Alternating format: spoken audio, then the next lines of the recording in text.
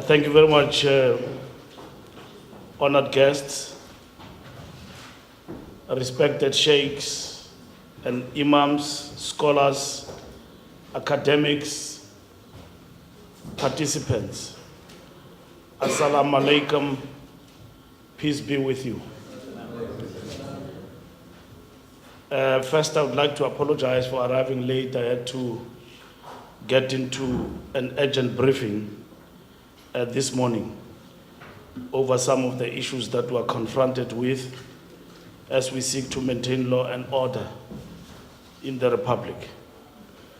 I'm honored and deeply grateful to the International Peace College of South Africa for having extended this invitation to me. I must admit, I've never spoken at a Muslim gathering like this before. And the honor for this occasion and the invitation is thus ever more deeply felt. Only last month, we lost a great Muslim comrade of this country, Ahmed Kathrada, the late, or as he was affectionately known as Uncle Kathy. May his soul rest in peace. And in fact, this year, which is barely halfway through the Muslim community year in Cape Town and the greater nation of South Africa, lost two great comrades with the passing of Judge Issa Musa and Dr. Ibrahim Akuji. May their souls rest in peace. Muslim men and women have featured consistently through the progressive history of South Africa. We remember struggle stalwarts from the Muslim community, such as the late Professor Fatima Mir, the late Molvi Kachalia, the late Dala Omar, the late Imam Hassan Solomon, the late Sheikh Nazim Mohammed, the late Imam Abdallah Harun, as well as Professor Maulana Farid Isaac, Sheikh Abdul Hamid Kabir, Imam Ali, Imam Yusuf Yuri Ahmad, and many others. Many of these Muslim scholars found them within the ranks of the Muslim Judicial Council, who had declared apartheid inconsistent with their Islamic beliefs. We remember organizations like Al-Jihad, the Muslim Youth Movement, and especially the Call of Islam, founded by Professor Isaac, Ambassador Ibrahim Rasool, and Shamil Mani. It is the call that openly aligned with the leading formation against apartheid injustice, the Congress movement in the form of the United Democratic Front. It is by no chance ceremonial reason, by virtue of me being a government representative, that I have been invited here to speak at this gathering of respected Muslim leaders, scholars, and thinkers. I draw on this rich Muslim past to make 2 points. One, the Muslim leadership and community at large have always identified with processes to place South Africa in an environment of change for the better, a better society. Two, many of these anti-apartheid activists identified themselves as Islamists. However, today the term has to been tainted. So essentially, these proponents of a skewed understanding of jihad has now assumed the mantle of Islamists. I will therefore rather venture to call them jihadists in the narrow sense of the word. How did this change in definition occur? In my humble opinion, it can be ascribed to a discourse in which neutral words get negative meaning. It also speaks to a narrative that now pervades the world's interaction and understanding of what is a good Muslim and a bad Muslim. This narrative needs to be interrogated in this particular gathering. The narrative that has assumed prominence in South African society of a failed government, a dysfunctional society, a compromised legal system, and the list is endless. Likewise, needs to be examined by serious thinkers. We need to make sense of what is at play and who is to benefit in the rollback of our democracy. And in the rollback of intercultural and interreligious harmony. It is no secret that terror alerts regarding South Africa always appear when the country seems to stabilize or when there is a need to bolster a perceived or engineered crisis in the country. The topic of this symposium is ISIS in South Africa. It is about a retrogressive force, unlike Al-Qaeda, who had no real political program of establishing a territorial political state. ISIS has not only established a political state, the caliphate, it has also called on Muslims to immigrate to this land to defend it and assist in its expansion. It is an imperialist force that goes against the word and spirit of our national and constitutional ambitions of freedom, justice and equality for all, never mind the extreme barbarity it has taken pride in. It is a force far that comes through diplomatically at embassy level, multilaterally. We are a United Nations member state and must respond accordingly to the treaties we are bound by. Politically, there are certainly political parties in South Africa. Our last ballot had 29 parties who have adopted not only the war on terror ethos, but also the paranoia of Islamist threat and amplifying Euro-American politics here at home. And they are free to do it. Socially, the same can also be said about media, who adopt and simply repeat Western media tropes and import the moral panics of America and Europe. Our government gets pressured by some commentators or certain civil organizations to do something about the Islamist threat.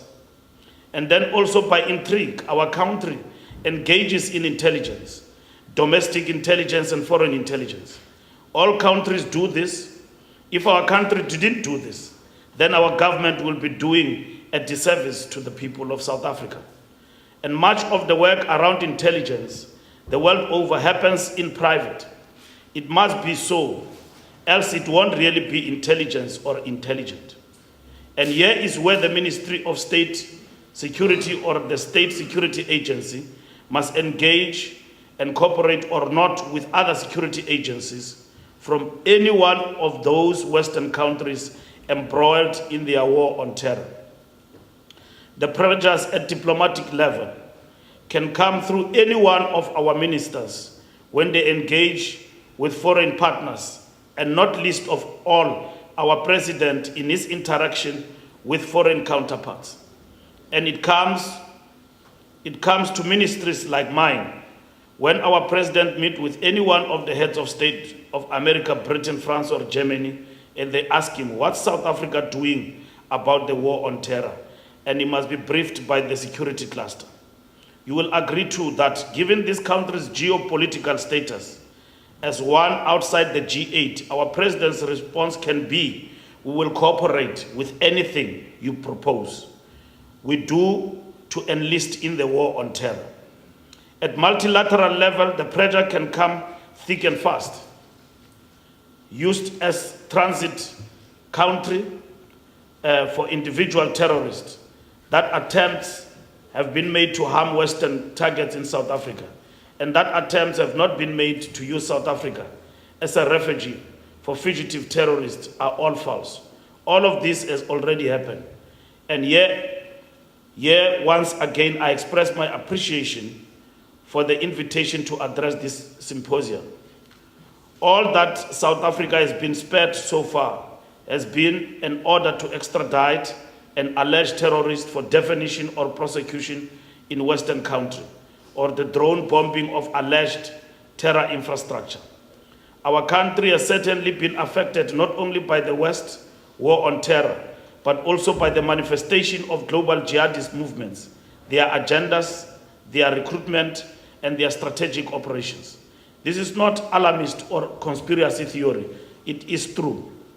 And while my ministry is at the forefront of rolling out the security response to this, as well as navigating the enormous pressures from powerful states to hop to their diktats around combating terrorism, you here, esteemed participants of this symposium, are at the forefront of the very root manifestation of jihadist shenanigans in this country.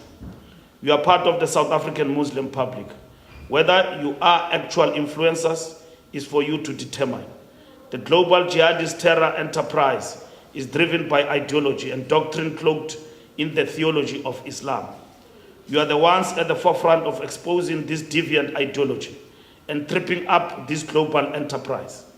The West's rapid policy over the past decade to bomb countries, to kill prominent leaders, to abduct suspects for prolonged detention, or engage in secret surveillance of mosques and imams are strategies I'm not prepared yet to evaluate or judge, except to confirm that it is far from my ministry's thinking of how to combat jihadist terrorism, meaning networks of support and cover in South Africa. And as I've pointed out, we have to think of this. Thank you. Assalamu alaikum. Peace be with you.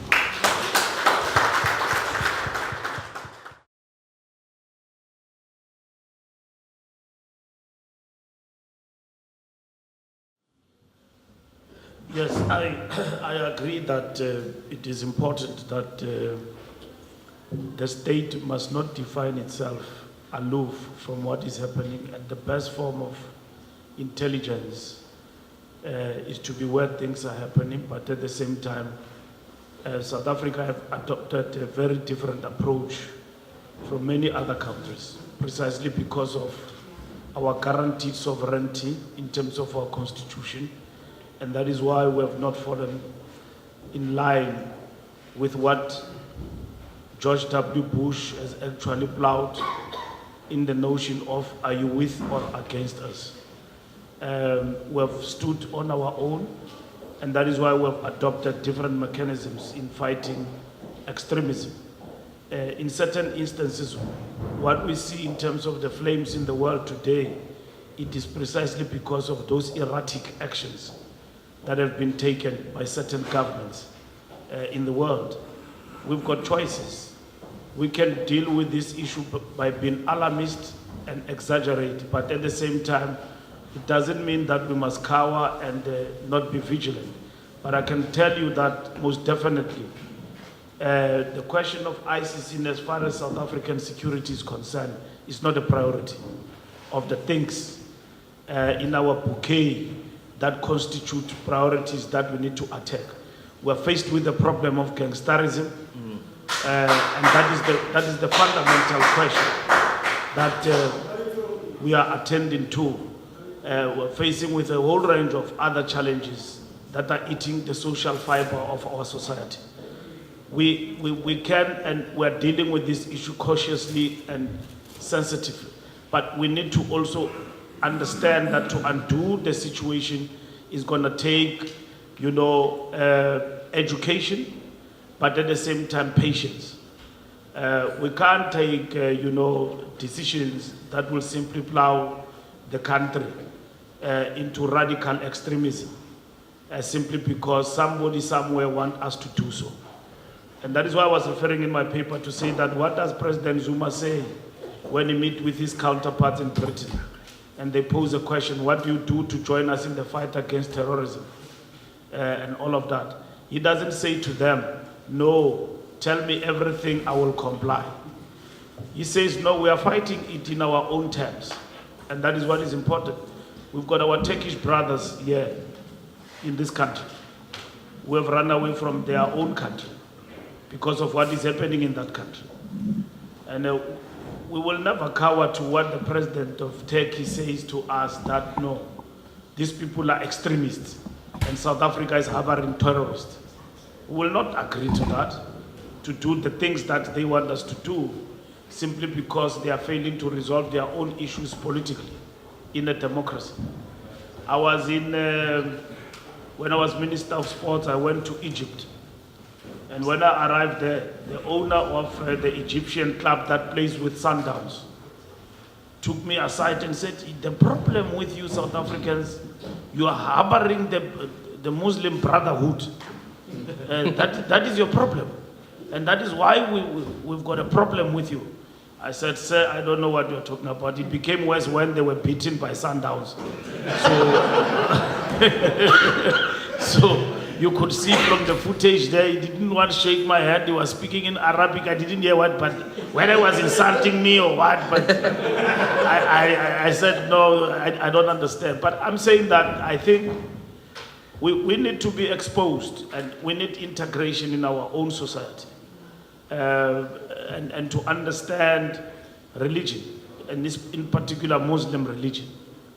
And that is why that integration is important, because today in the world, when you are a Muslim and I walk with you in an airport and you are African, will be searched at people in the airport and put aside. Simply because, you are Muslim and I'm black and I'm African. We will be the most searched in America. You even get demoralized. I no longer go to those cars. I only go because I have to go, but I'm happy in Africa, I'm happy in my country. I don't want to be subjected to this dehumanization that happened to us all the time. But I'm saying that integration, understanding, the roots of the religion and understanding ourselves is going to be important. And I think in South Africa, we do have that. In Afrikaans, they call toenadering. We are very close to each other. The other day, I went to Elsie's River and I'm going back there to deliver a police station. But I was very much annoyed by the fact that how can our people be subjected to this kind of life? And we have never taken an effort since 1994 to take them out of that. Whether you are DA or ANC, we should have done something about those flats and what is going on there. Because that is a nest of gangsterism and drug distribution. And I think every time I come closer, I understand, I see how isolated we are from one another. And that is what is important that we need to address going forward and so on. In no time, this thing in itself will spiral out. Our people are captured by gangsters in their own communities. And the social, situation, upheaval that they are subjected to, generally, disengaged youth, high teenage pregnancy, high unemployed, dropout from school, hopelessness. And that's when gangsterism basically begin to flourish. And that is our challenge. Now, what are we going to do with those children who are disengaged? How do we save them from the clutches of gangsterism and thuggery? And this is what our government, working with our people, must preoccupy itself with. Now, if I'm bored, I'm living in poverty, I will respond to the call to join ISIS. And simply because I've got nothing to do. So that in itself is a time bomb that we must address. And that is a real security question that we must address. And we will not address that issue with many police stations and police on the ground. We will address it by a detailed approach that seeks to say, what do we do to address the needs of our people and save our youth in the areas where we can? So I think these are the things that we need to be alive to and seek to actually implement. And in conclusion, I said that, as we do this work with police and all of that, we must not just look at the police on boots on the ground, but we must equally look at what are the root causes of this thing and how do we undermine it going forward. Gangsterism, attraction of young people who have just given up on their life. They will be gangsters till they die. And but those who have not joined gangsters, how do we save them? And that is what is important. So to me, yes, we've got a challenge. We've got to keep the dialogue going. We've got to interact with our communities. Our approach is very clear in terms of how we deal with this situation. It doesn't mean if it is not a priority, we are not vigilant.